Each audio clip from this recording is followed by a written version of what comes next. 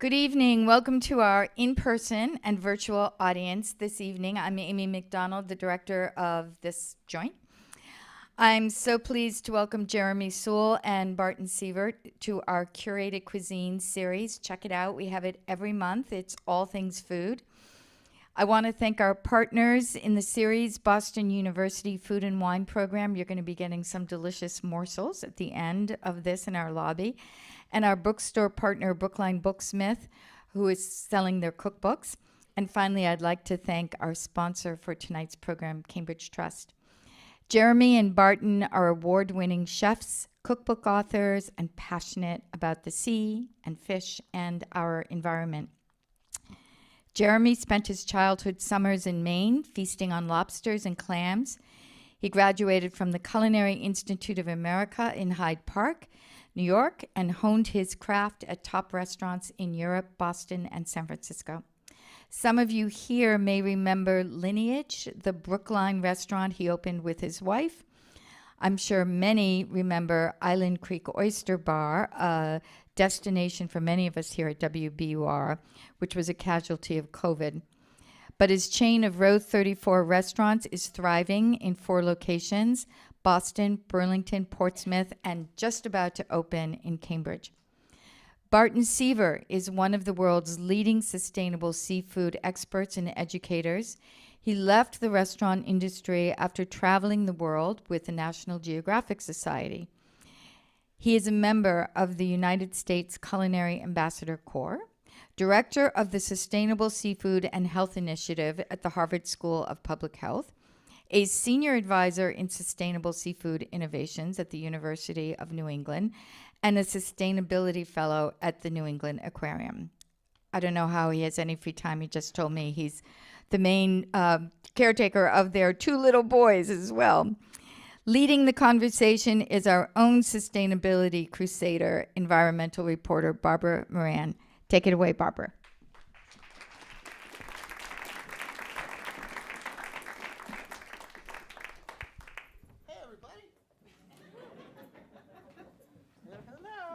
Excited to be here. Thanks for all coming. I'm excited too, but I'm afraid of falling as I'm walking, so. Hello, everybody, and thank you for coming, and thank you for everybody who's watching online tonight. Look at, hey, whoops. You can do it. I'm a bit unruly. I wanted to start off by asking you both about how you got into fish, because you're both chefs, right? So that means you could cook anything. So why did you end up being so into fish? Why not pastry, chocolate, something like that? What drew you to it? You go ahead. Because it's so interesting. Okay. I mean, it is the most diverse and interesting and fluent and just sort of amazing ingredient category. What do you mean it's fluent? I didn't mean that. So, I'm recovering. I had the flu last week, and I was just saying as we were walking out that flu took my vocabulary.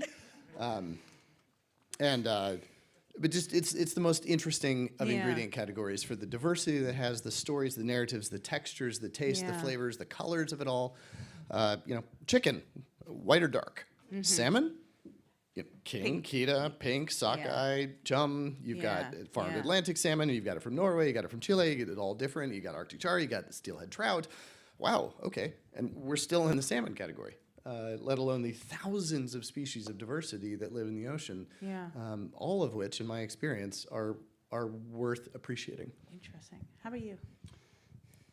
I'm not as articulate as Barton about salmon, but it's such an interesting thing. I grew up going on boats and fishing, and I thought catching your own food was one of the coolest things ever as a child. I just was just absolutely infatuated with that process, and that just kind of developed through my cooking career. So, and fish is one of the real only wild things we eat. You're not allowed to try to go out and hunt cows, but you can go out and catch fish. So I just thought fish was so much more interesting than everything else. So it just stuck with me. Yeah. I also just imagine you hunting cows. It's easy. Imagine it'd be pretty easy. I also grew up in Washington, D.C., and in a very multi-ethnic neighborhood there called Mount Pleasant. There was a lot of Eritrean, Ethiopian, and El Salvadorian peoples. But DC has the main Avenue Seafood Wharf, which is the oldest continuously operating seafood stalls anywhere in America. And we would go down there very regularly to buy our fish. And fun. it was Vietnamese people and Korean people, and it was just this incredible mix of what DC used to be, from population-wise. And that was just so exciting to me. It was this carnival of flavors and of people. And so when I was looking for sort of my passions, when I got into the kitchen, seafood was it was right there. Yeah. It's so interesting because when I was doing writing about food and climate change last year, and I was writing about fish, so I started looking more closely at fish and where it comes from. And I would go to all the local grocery stores. And so there's two things I noticed. One is there's not much of this diversity that you're going on about and easily available. And also there's hardly any fish from New England, right? In most grocery stores. Like you look and it's from everywhere around the world and not from here, even though we have some of the biggest fishing ports in the country, right? So why? I know this is probably like a thesis, right? This is a PhD thesis, but like why? It's odd. Is it odd? It's odd, right? It's weird. That there's no, fish from New England in the grocery store. It's weird. Next question. No. It is, and I think that like so many things, food became a convenience for people, right? Like, so we just got used to eating the same things, and generationally we're taught to eat certain things or fed certain things, and we just kind of clung to them. And I think, there's all the same narratives that have been out there for a long time. We export more fish than we import. We only eat certain types of species, and most of those we bring in from other countries. So I think part of it is got to be we have to expect or demand variety and different things, and really the consumer is going to drive those things. And ultimately, if we're buying the same thing all the time, they're going to sell it to us, and that's why it's in the cases. So, what do we export, or what do we export and where to? That's a really big question. I'll give you one example. Yeah, give me an example. So, monkfish is a local fish. Okay. It's beautiful. It's got these gorgeous, loins on the tail. It's really delicious, firm texture, lots of it. Every definition of you should be eating monkfish. Well, my friend who I buy it from has a wholesale company who buys it for fishermen. He exports almost all of, probably 90% of what he buys from fishermen, he exports to Korea. And that's just one example of so many beautiful local fish that other countries have more appreciation for than we do. So it's going to be a long time before we kind of really figure out how we're going to teach this next generation to eat or bring awareness to those things. And I think that's something Barton and I, through restaurants or cookbooks or this, have really just tried to make sure that eat a lot of different things, eat a lot of different seafood. I took salmon off the menu at one of my restaurants. Whoa. Listen, there's a lot of, not all the restaurants. It was actually just one day at one restaurant. No, I'm kidding. It was for an hour. But no, wait, back up a little bit. Like how and why, and what was the reaction? Because there's only so many slots on the menu Yeah. for food. The kitchen only has so much capacity. Right. And when you're in the fall and beginning of winter in New England, the amount and variety of beautiful seafood is unbelievable. So why would I give one slot to salmon when I can give it to skate or monkfish or haddock or hake? People will ask for it. That's why. Listen, I guess. I promise. Eat hake, you'll love hake. Eat skate, you'll love skate. Eat monkfish, you'll love monkfish. Try those new things, and giving people an opportunity to go and make those decisions. I've done all the work for you. I've found the best stuff I can. It's on the menu. Try something new. This is also not unique to seafood. The American food system reduced our access to diversity on purpose. And you think about growing up, all of us, apples. What did you have available? You had green or red, and neither of them were delicious, despite their names.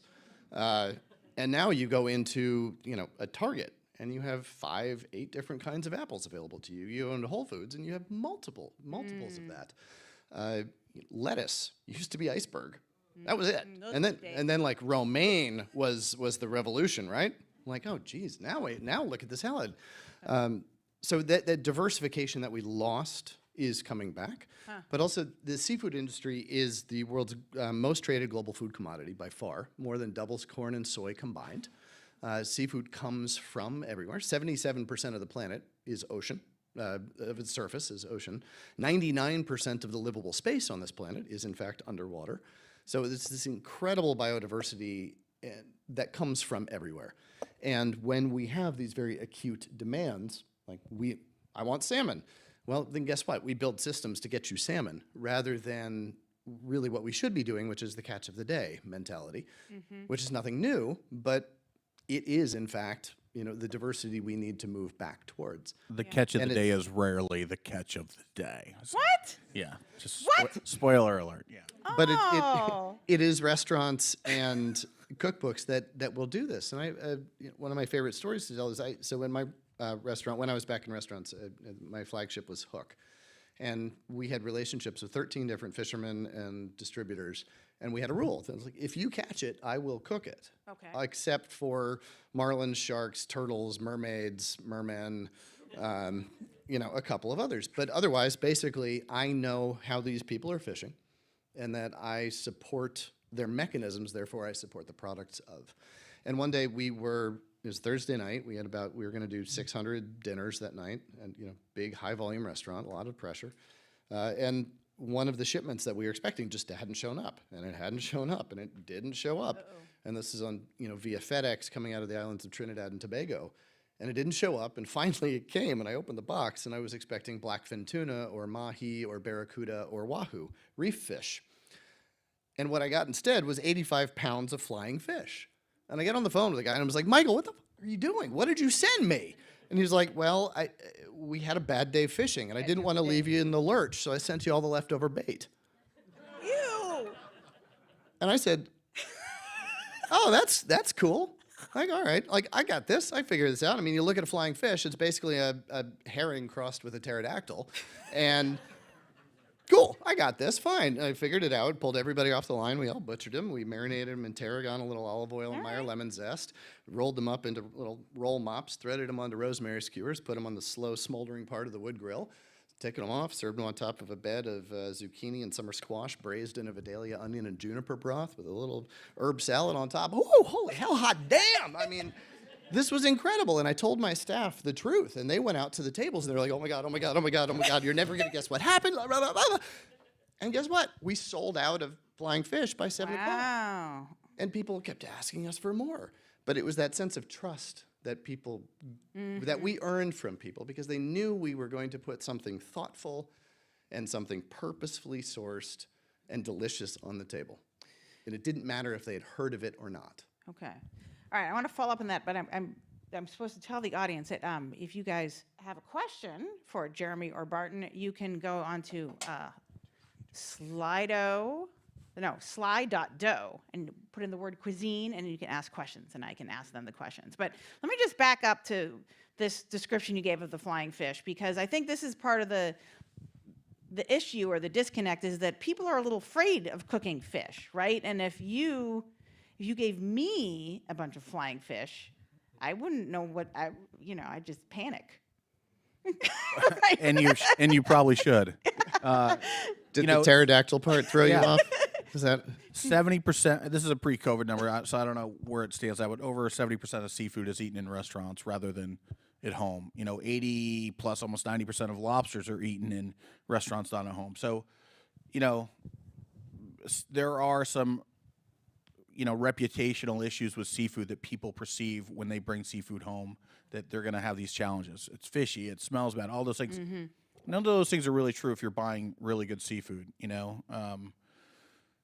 So I think it's just, again, going back to educating the consumer, giving people the opportunity to understand how to cook seafood successfully. And part of that is people making choices and understanding that there's lots of different things to eat. You're not making a wrong choice, Feel excited about buying anything and trying it. And don't be afraid to screw up, buy something and try, and if you don't like it, try something else. So that's okay too. And as America diversifies, our population, we are home growing and incubating so many different cuisines in this country now.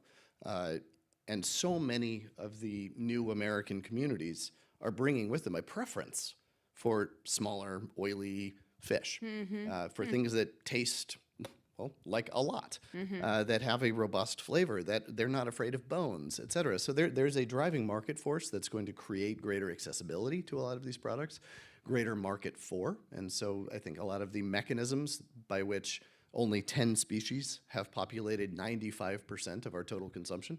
Of that, 3 species, tuna, shrimp, and salmon, represent 65% of our total consumption. Wow. But demographic changes are going to begin to shift that market availability, but also just our acceptance of diversity. Interesting. And, I mean, the bottom line is accepting diversity is the cornerstone of sustainability. Whether it's your stock portfolio, whether it's our community, whether it's society, whether it's biodiversity. I mean, sustainability, but diversity is the cornerstone. And so when we say, I'm going to eat cod, and that's all I'm going to eat, well, what happens when you drag a net through the water, though? Well, sure, you catch cod, but also haddock, and hake, and cusk, and ling, and monk, and skate, and wolf, and dog, and eel, and ray, and pout, and plaice, and dabs, and flounders, and witchbacks. I mean, I could go on, right? And these are all flaky white flesh fish. They all cook relatively the same. One of them is going to be at a better price because, wow, pollock are running in the harbor right now, and they've got this pearlescent blue sheen to them, and their meat is taut and thick, and it's got this wonderful aroma of baked potato and butter to it. And tonight I'm just like, wow, okay. You forgot all about cod. And so if we participate in this, we win. And guess what's at a better price? The pollock. And so there's a lot driving us towards these mechanisms that will ultimately achieve greater sustainability and will ultimately rationalize the supply chain based on create a supply chain based on supply rather than based on demand. So how can consumers make that happen? Right? Like I wouldn't even know where to get all those. Like, where should people go to get? Or should people talk to their restaurant owner? Should people talk to? Sure. Where? Okay. Yeah, I'll cook you all the monkfish you want. Come on in. It's $34. Salmon. I think that part of it is you have to. There's local fish markets that do a great job. If you go to the Boston Public Market, there's Red's Best. They have a diversity of seafood. Yeah. And don't. The reality is, for a seafood market or for a restaurant, you're running a business. So if your customers want salmon and shrimp, generally they have them. But I think the slow burn is introducing these new things of, black bass, fluke, different types of clams and mussels, and trying to tell their story or present them in a really interesting way that are going to get people excited about these things and get them to bring them home and make dinner with those things. Yeah. And that's I think that's usually these things start in restaurants. I don't love, the idea that like chefs are trendsetters, but usually the first time you eat something new is in a restaurant. It's either served to you or you order it or you're excited, and then from there it's like, where can I get that? Or that was delicious, or I want to try to make that. Yeah. So going to different seafood markets and just asking for it, and then if you want to buy it, someone's willing to sell it to you. And also, the internet is made the world much smaller. There are lots of great online markets and fishermen and co-ops and all these things, and seafood, purveyors that'll ship you all these different things. So I think it's just demand it, expect it, try it. I think that's the slow way to get there. Well, let me ask you about the shipping question, because there was an audience question about all this fish being shipped all over the globe, and that doesn't seem to do much for its sustainability. Because my understanding is that the reason a lot of people ate fish for a long time was thinking about health, right? That it was sold as a sort of health food, right? And that I feel like there's a movement now to want to eat more sustainably, right? People are thinking about the sustainability or the sort of climate impact of their foods, right? And so on the one hand, you want to eat diverse fish, that would help, but then do you really want to be flying fish all over the place? I mean, I guess how do you, if you are coming to fish through a climate lens or a sustainability lens, how do you know what to eat? Or how do you think about it? So from the restaurant perspective, I never, when I put seafood on the menu, I never use the word sustainable. It's not a word that we use in the restaurant. I think it's kind of a ridiculous notion to think that everything that you're going to put on the menu is sustainable. The yardstick for sustainability will change from species to species or where you are. Most of what we serve, not all, is locally sourced seafood. That we try to buy. We go to the fish pier. We work with local fishermen, local, shellfish farmers to bring what we can into the restaurants. Not all of it, but a large part of it. So when you're standing at a seafood counter or you're looking at a menu, you've done nothing wrong. The United States has the most regulatory fisheries in the planet. We put more restrictions on fishermen than any other country in the world. And it's, both on state and federal levels. It's a really challenging industry, which is a whole nother reason that, I think wild fisheries could be challenged in the future because we're creating all these obstacles for new fishermen to get involved in this industry.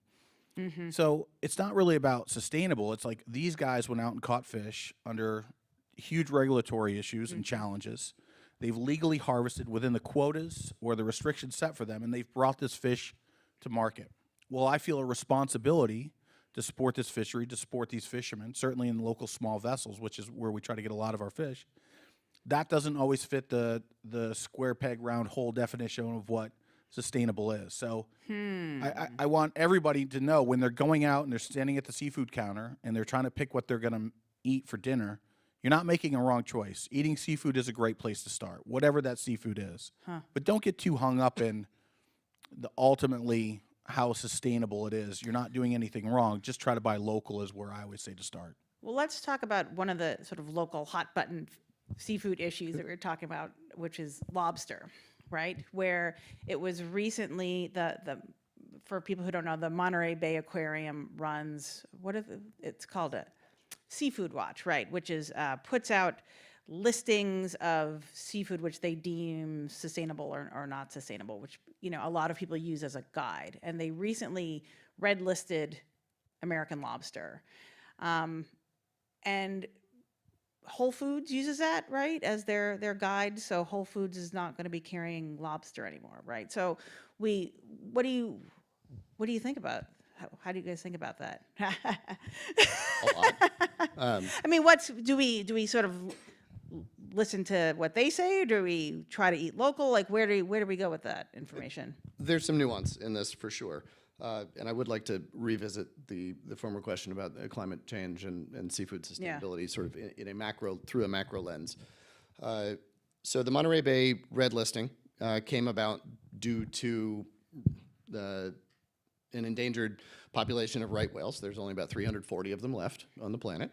Their habitat runs straight through New England and down south. And so one of the big risks to them is fishing gear.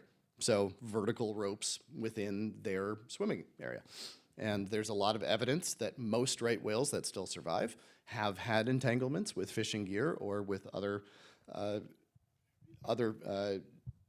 damaging interactions, whether they be vessel strikes, et cetera. So there is a lot of good reason to be very mindful of our impact on these whales. I mean, they are critically endangered.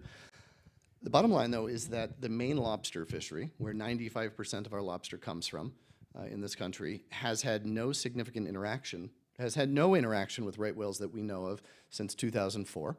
And there are regulations put in place that the industry is following, mandated by law, to improve their practices to reduce risk. And this includes putting in weak links in line, sinking buoy lines, all sorts of stuff. And by weak links, you mean places in the rope where if a whale became entangled, the rope would break. The rope, yeah, exactly, where the rope would break free and prevent the entanglement. There are new gear types where you have using GPS as well as floating buoys that a fishing boat can go within. As soon as it is within certain range, it will ping the traps, and a balloon will inflate and then float the traps up to the top. So there's all sorts of stuff. There's some reasons not to use that. Most of them cultural. But the bottom line is, when we look at the lobster fishery, what I see is an archetype of sustainability. It is what I would like other fisheries to look like. In what way? Okay. Small boat owner-operators In order to catch a lobster and keep it, you have to own a lobster license and you have to be on the boat. I cannot transfer it to my wife. I can't transfer it to my kid. I have to be on that boat. You have an entire working coastline. This is not a working waterfront, the way that Chatham has a couple of boats that hang out at a wharf. This is not the way that North Carolina or Montauk have a couple of fishing piers. The entire coastline of Maine is a working waterfront. That matters. We hold sacred the marine traditions that are represented and are carried forth there. The fishery itself is a model of self-sustainability where the fishermen have recognized issues and, admittedly, begrudgingly made changes at times. But the bottom line is it is what we want other fisheries to look like. And so when we red list something that, A, there's no evidence currently that we are having those negative interactions with the whales.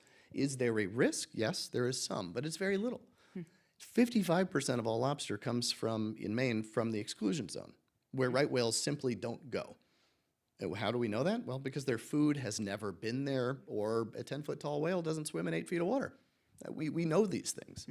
And I don't mean to be callous or putting off the red list, because it is justified in some ways, but it is short-sighted in others, in that it doesn't take into account of, well, what do we want fisheries to be? Yeah. And what are we saying when we say this archetype is red listed, but we like all these other things about it, especially when you look at the economic impact of what this is going to do. And then furthermore, you look at... What is it going to do to the lobster industry? That's what my family does, or catch lobsters, have since the 1930s out of York, Maine. Most of the lobsters we serve at the restaurants, my cousin and my nephew catch. It's a great story to tell the guests. It's a great story to tell the staff. It's really fun to do it. But if you think about and my cousin, who's 60 years old and been a lobsterman since he was a teenager, has never even seen a right whale. So you're impacting him where he fishes in southern Maine, where there's historically never really been right whales. But if he loses the ability to sell lobster at a reasonable price to make a living, what happens? You're crushing all these little coastal towns up and down the coast of Maine. Think about Vinyl Haven, which is this iconic, Maine lobster town. Without the ability to catch lobster, you lose that economy, and then you lose, stores and schools, and people move, and it just becomes this really, we'll talk about sustainable. Like, you are not sustaining a lifestyle or a fishery that has done nothing but support itself for many, many years. Barton's right. The model of what they do is tremendous, but unfortunately, they're being impacted by something that they're not really fully, they might share some responsibility in the challenges right whales are having, but they are not alone in what's happening to right whales. Yeah. And think about, when he sort of says what happens when that economy goes away. Like, we know what happens when the only factory in town shuts down. We know what happens. We've seen that exemplified all over the country, as industry moves out, right? We know what happens. It becomes a public health crisis. And when you look at the economic multiplier of lobster in Maine, it's $3 on shore for every dollar earned on the boat. So if you look at all of the small town community banks up and down the coast that hold the mortgages on the car, on the pickup truck, that hold the mortgages on the boats, I mean, it becomes this much broader wave of negative result that comes from this. And the entire economy of Maine and a lot of the foundations of it become endangered by this. And again, this is not an unjustified conversation from the conservation standpoint. Like, damn, these whales need help. Yeah. But this doesn't seem like an effective route to actually help them. I wanted to ask about another hot button topic along coastal New England, which is aquaculture, fish farming, right? And Jeremy, I wanted to ask you about this experimental project you had at UNH, which was interesting because you were looking, well, I feel like a lot of fishermen view this as competition, right? Aquaculture, bad. Yes. But you were imagining this as sort of adjacent, sort of. Yeah, so I got involved with UNH a few years ago, and they and I have a restaurant in Portsmouth, New Hampshire, and we saw this fish, and we kind of found these guys, what they were doing. When you saw this fish, what do you It was the short answer is social media has made the world accessible. I saw a post from a fish market that said, "Oh, local, steelhead trout grown in off the coast of New Hampshire," and I was like, "I got a restaurant off the coast of New Hampshire. I love steelhead trout. Let's find out what's happening." So we traced down the people at UNH and talked to them about the project. It's called an IMTA. It's Integrated Multi-Trophic Aquaculture. So basically, it's a pen, and our pens were 2 pens about probably the size of this room, and inside the pen. And the pen is like this big, and it's in the water. Yeah, it's out. It's a couple hundred yards off the coast of New Hampshire. Yeah. Kind of in the harbor, and in the pen, steelhead trout swim. They come from a local hatchery in New Hampshire. They start in freshwater. They start as rainbow trout, and when they're introduced to saltwater, they become steelhead trout. Shut up. Yeah, That is so weird. It is, but I don't. I'm not a biologist. But that's what happens. Or they could be lying. I have no idea. That's what they told me. And then they fly. And then That's where you should see what happens to a flounder. yeah. It's weird.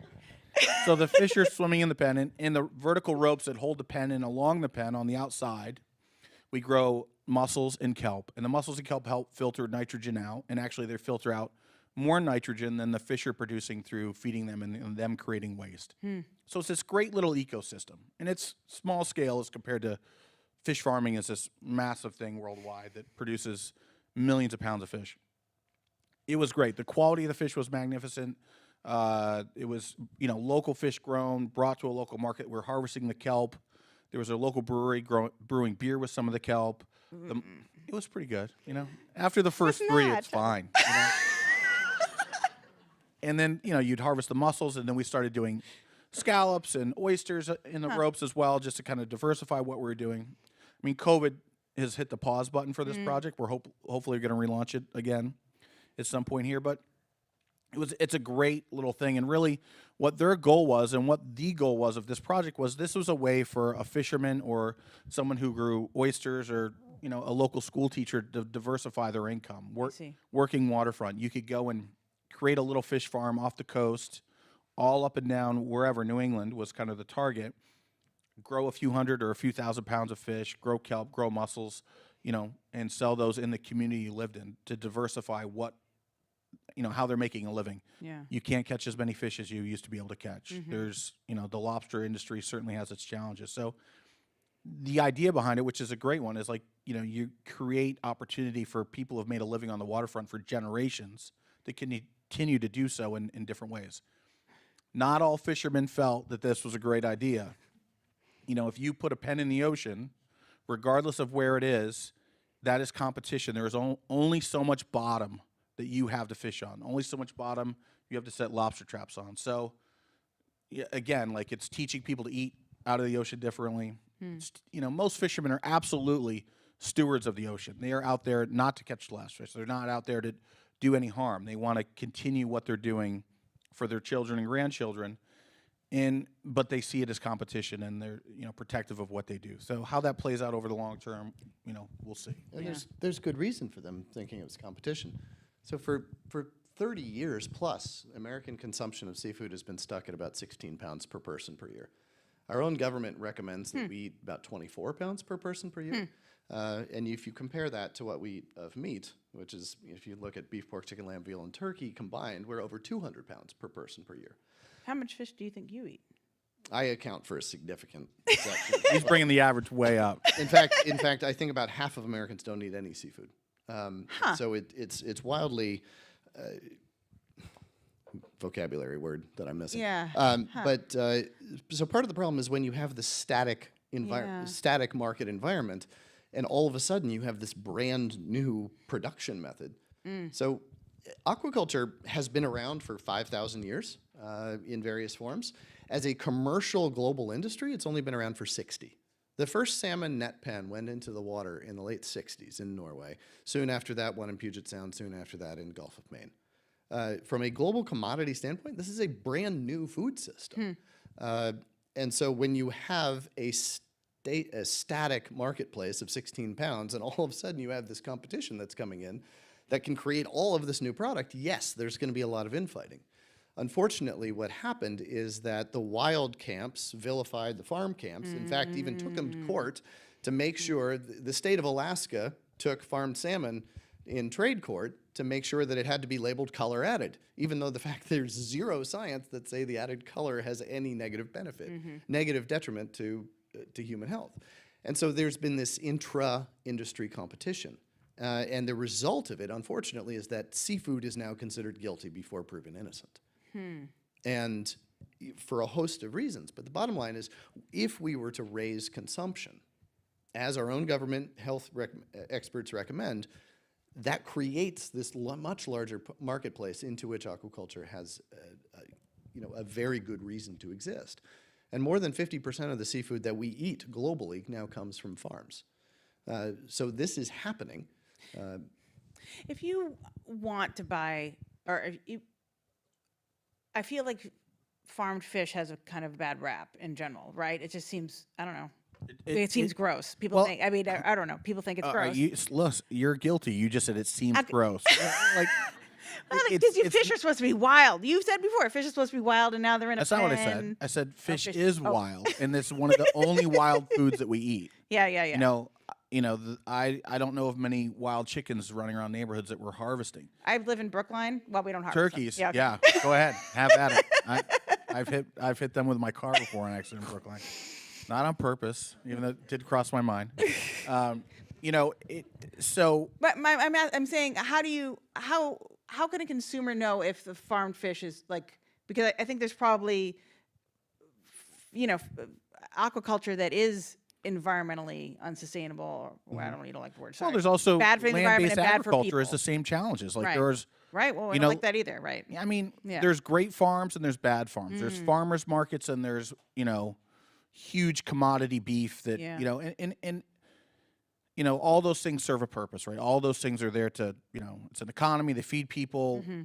Not everybody can eat filet mignon every day. There's everything hopefully has a purpose, but it's the same with fish farms. There's smaller farms that do a great job that and I think as they become under more scrutiny and have had to change because consumers demand it, things are turning slowly, but they are getting better. And I think that it's just going to be over time how these things evolve and how we learn where our, if you go into a grocery store and you look on not any, but a lot of meat or fish or products like no GMO, no antibiotics, no steroids, all natural, free range. There's no governing body for most of those things. Those are marketing terms.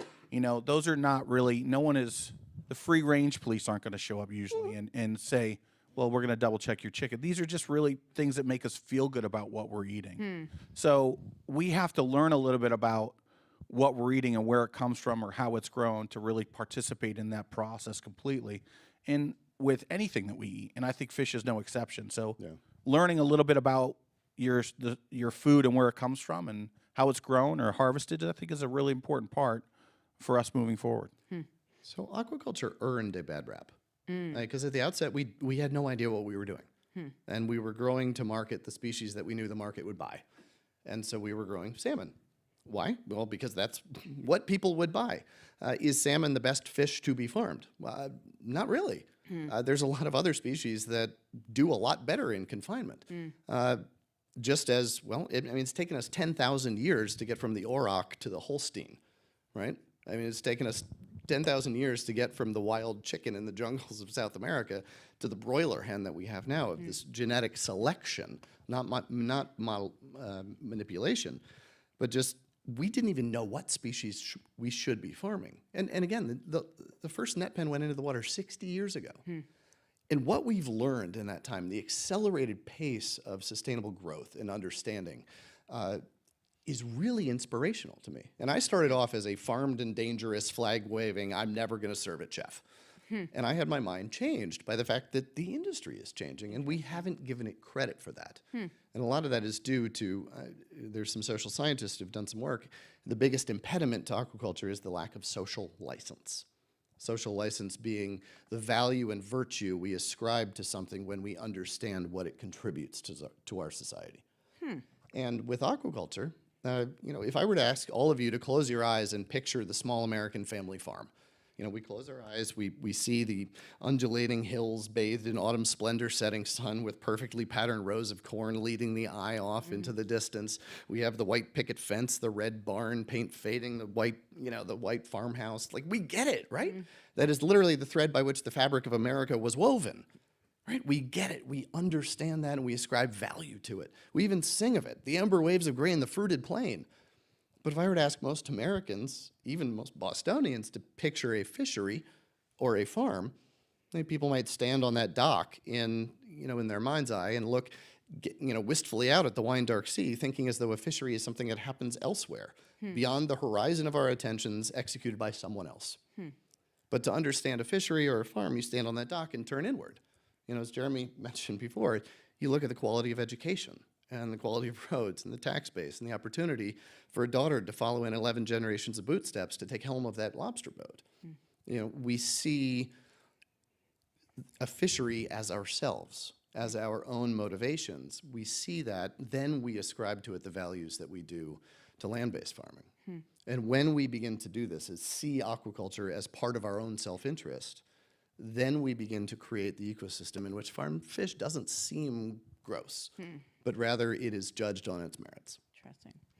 So I wanted to talk a little bit, loop back to the climate change question about how things are changing here. And you were saying, Jeremy, that you can't catch as many fish as you used to. And is that because I'm sorry. Now I keep putting words in your mouth. Is that what you're saying? No, I'm sorry. You didn't at all. But I was wondering are the fish off the coast of New England changing? Is what's going on? So, what is climate change doing? The short answer to that is yes, it is changing what is caught. When I say there you can't catch as many fish, so most fisheries, I'm going to brush on a quota system. So there's certain quotas of fish that you can catch, and once you've filled that quota, you can no longer catch that fish. That fishery shuts down. Yeah. There's a lot of quotas in New England that we're not even filling. Such as fluke, surf clams, certain ground fish, but we're not, the government, whatever, governing agency says this is what the allowable catch is. You're allowed to catch X number of pounds. We're not fulfilling that. And there's a couple of reasons for that. One, there's a lot of obstacles for fishermen to, we've made it hard. We've made it hard for fishermen to go out and catch certain types of fish. Because years ago we told them, hey, you're catching too many of these. We've overcorrected. We got a whole generation of people to start thinking about how they're going to make a living or what they're going to catch differently. Now we're trying to circle back around to say, no, it's okay. Go catch those fish. And then there's also the value of the catch. The scallops, absolutely the most valuable fishery in North America is scallops by far, followed by lobster. But those are the two most valuable fisheries as far as dollars. So scallops, you get a lot of money for scallops. So people want to go out and harvest scallops. Cod, groundfish that people are familiar with, those have a certain high value. So, we have created this really odd spider web of priorities and regulations and created these obstacles for fishermen. So it's become challenging for these guys to navigate it because the rules do change, not everywhere, but year to year. I always get an email from the Department of Marine Fisheries, the DMR. There's a hearing on the quota change of X this month or this month. So they're trying to work with the fishermen and the communities to understand what's working and what's not. That information is slow to get out.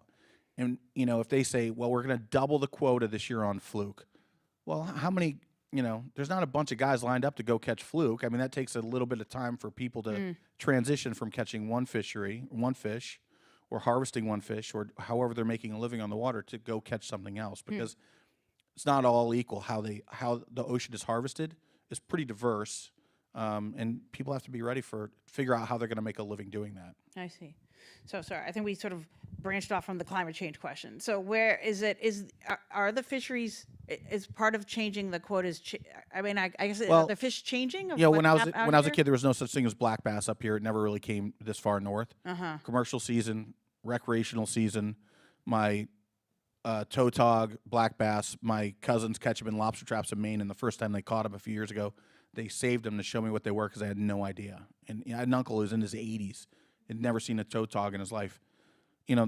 It's fish are moving into different areas. Everything is as the water's warming, they're just following what their feed. They're following the water. So I mean, as damaging it is to some, it's created some new weird opportunities as well. So Yeah. I don't know how that plays out. Again, I cook for a living, so.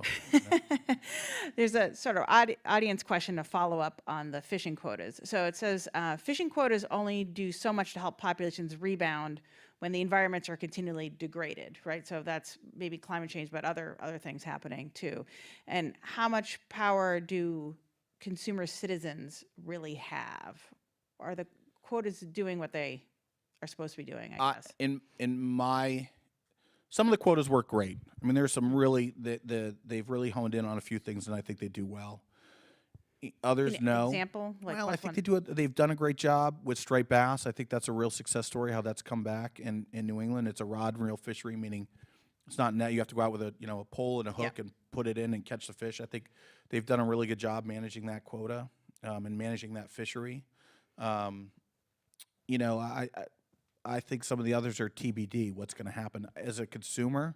It's the almighty dollar. What you buy is what people are going to try to sell, and how you change what comes out of the ocean is by what you buy. I mean, ultimately, if you buy black bass and fluke and monkfish and skate, and those fisheries have more value, that's a really great thing rather than cod and scallops and lobster, which eat all of it.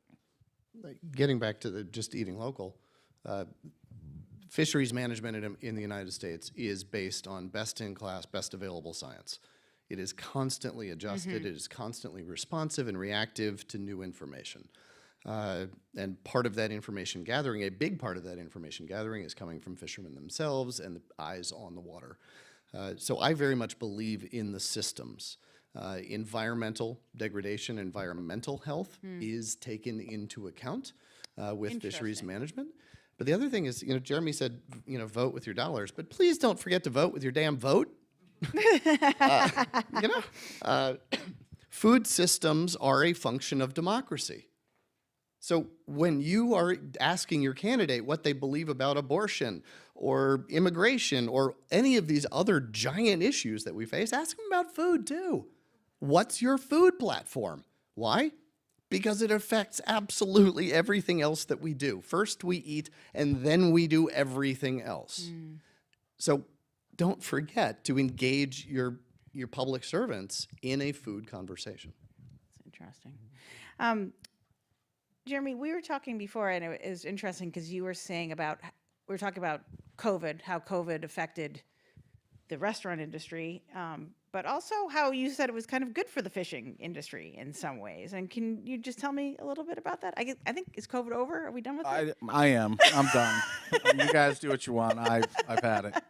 I think that, people were cooking at home, and I think that, what I think I said to you is like, how many times can you eat chicken? I mean, there's just so many. People were bored. People were cooking at home. I had more emails, phone calls about recipes than ever in my life. And it was fun to do little videos to put online to cook different things, to promote, local, boats that were catching local fish and selling it online or selling it in a market where you could go down and buy it at the dock. I think that was really good. I think people were just they had the time to invest and to try something new because they were home. And I think seafood took a little bit of a step forward in that moment. Did you have like a hit video, or did you? My baked haddock recipe was huge. Yeah. Okay. You can find it online. Is it easy? Everything I do is easy. Yeah. I'm not that smart. I just cook fish. But on the flip side, one of your restaurants closed. Is that? Yeah, we lost the restaurant in Kenmore Square, and that was just, that was a restaurant that had a great run and been there almost 10 years. We were really a little bit of a crossroads with it, and, couldn't come to terms with how to move forward with everybody involved in that. And, unfortunately, it was an incredibly popular, very successful restaurant that we all loved, but, we closed the doors and move forward. I mean, it's just that's a very common tale in what happened during COVID. It was an impossible situation for it wasn't, you want to vilify people in that process. There's no villain. People have their own interests in trying to figure out how they're going to get through that completely unique situation the best way that they can. And for us, it was just kind of time to move on, and for the landlord to, create an opportunity for themselves or somebody else. So Do you feel like it's coming back, restaurant industry?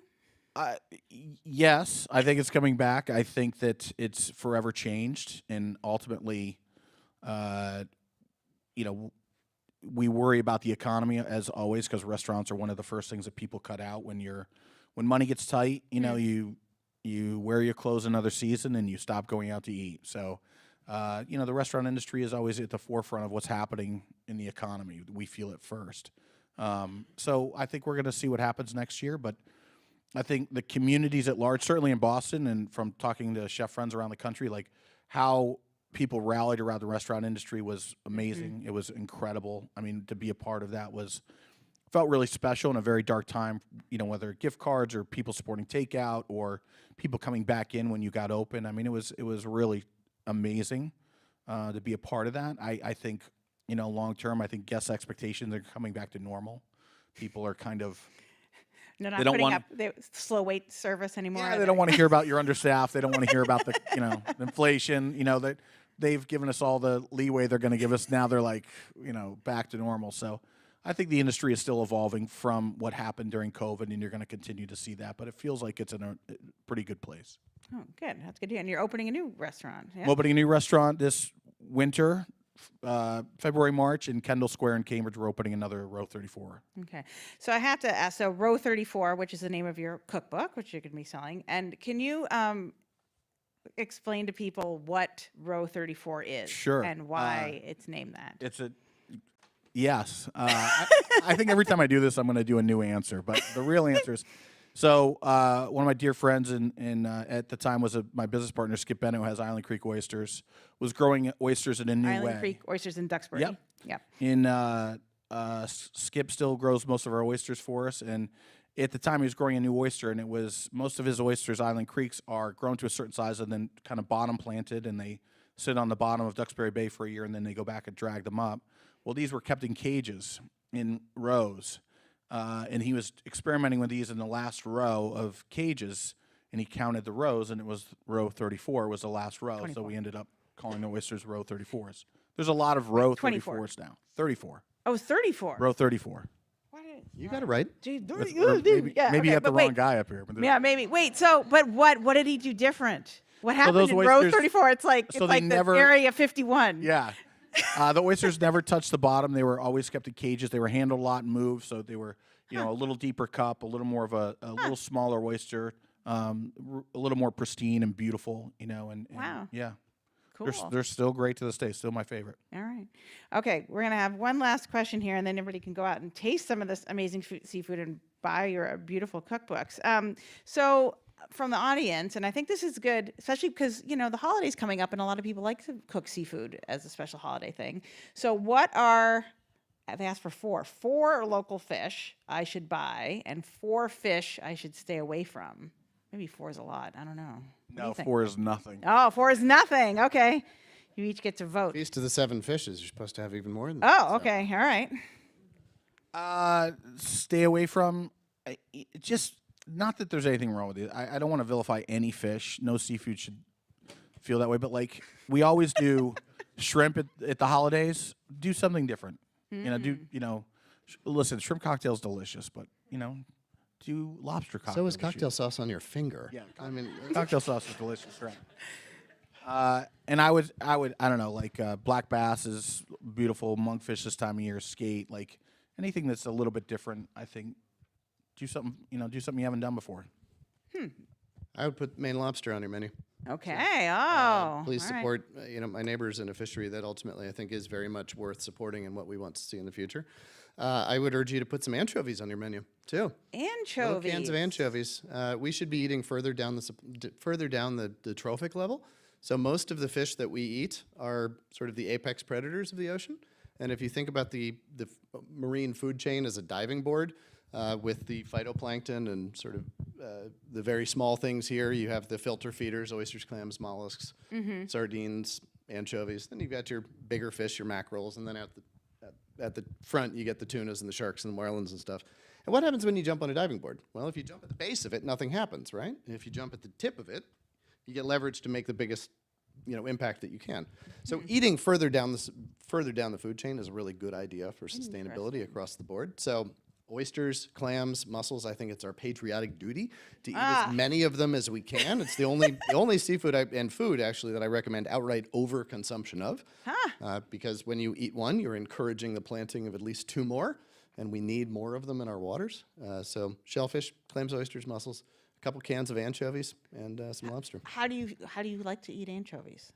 I eat them straight. Nice. I prefer the Roland brand of smoked anchovies, which you can get online, they're amazing. Puree them into a marinade for anything. If you're roasting a leg of lamb, throw a bunch of anchovies in there. If you're doing a prime rib roast, throw a bunch of anchovy paste on the outside of it and just be amazed that you've never tasted beef until today. That's amazing. That sounds great. Yeah. See, I can do that. I can take things out of a can and grind them up. Well, Great, then here's another one. So get a jar of roasted red peppers. Okay. Drain them out, put them on a plate, take your anchovies, cut them into thin little strips, put them on top, and then chiffonade some mint. Put that over top, and there you have your dish. That's a dish that I ate a lot of when I was working as a fisherman in Morocco. And, Amazing. that was Wow. like one of the dishes on the Rampart that I ate, and it's perfect. And bluefin tuna season just opened in New England on December 1st. So you're going to see local tuna throughout the holidays, hopefully. And if local bluefin is amazing, one of the best fish to eat on the planet. That's at the opposite end that Barton was talking about, but still really, still really good. What about one last question? What about very low down? What about kelp? It's great. Yeah. I'll leave it at that. Yeah. No, I like kelp. I wrote an entire cookbook on it. I think it is a vital and necessary part of our future Wow. in terms of fisheries and diversifying coastal ecosystems and economies. Kelp is not yet in the American flavor profile and sort of canon of things we love, but there's some really, really delicious kelp burgers that are out on the menu out in the world right now, sold at Whole Foods and a couple other places, made here in Boston with Maine-grown kelp. Yeah, it's really fantastic. Small amounts of it go a long way in terms of flavor. As well, the American physiology doesn't want a whole lot of kelp all at once. Without experiencing some distress, but small amounts of it really bring huge flavor, and they also are a direct investment in the future that I think we all want to see. Kelp farms are huge right now. There's a lot of kelp farms. Yeah. All right. That's good. All right. So bring on the anchovies, bring on the lobsters, and maybe a little bit of kelp. All right. A little. Perfect. All right. All right, everybody. Thank you so much for coming. That's it. Welcome. Thank you to Jeremy and Barton. Amy's going to come up here and say a few words about it. Thank you for coming. I am so inspired by cooking different fish. Aren't you all? Like just ready to go out? And I love anchovies as well. Melissa Clark of the New York Times cooking. She's a huge anchovy person. And anyway, I want all right. So I want to tell you what you're about to eat. What BU Food and Wine has prepared from Jeremy is creamy Maine lobster roll. And from Barton's cookbook, poached squid marinated with chili, mint, and lemon. And I understand there's also a whitefish pate that just got added. Their cookbooks are gorgeous. I know they're expensive. I read them this weekend. They are worth a holiday gift. They are beautiful. They'll be signing them. You'll be willing to sign them. Jeremy's is more expensive than mine. Yeah, okay. They're But really they are both worth it if you love it. Holidays around the corner. Again, thank you to Cambridge Trust. Join us next Wednesday for another this Wednesday, 2 days, for food-related conversation, Living to 100, with Blue Zone's author, Dan Buettner, and we will be serving something very healthy that's going to help you live to 100. The winner of our prize, help. Yeah, exactly. Katie Duckworth, or is it Buckworth? Duckworth? Who's in the audience? Is there a Katie? She's over there, yeah. There you go. Katie, you're going to pick up your size on the way out. So go on out, have a glass of wine, and enjoy this food. And please take more than one sample. I think we'll have more than enough.